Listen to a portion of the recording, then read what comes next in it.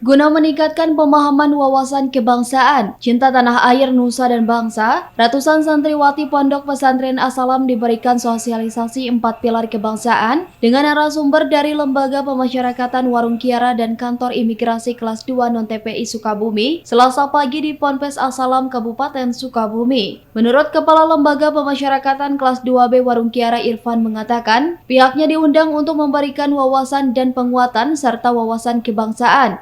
Tujuannya agar memupuk para santri mempunyai rasa patriotisme dan kedepannya bisa dilibatkan dalam bela negara seperti halnya upacara-upacara nasional.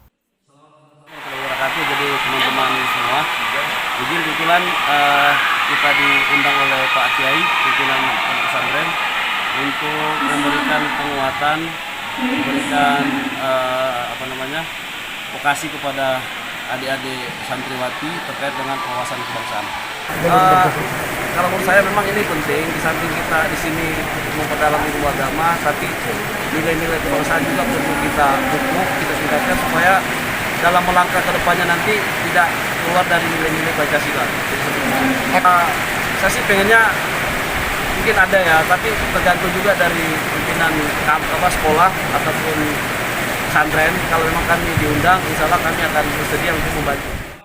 Dari Warung Kiara, Kabupaten Sukabumi, Muhammad Ujang Heriaman melaporkan untuk Dinamika.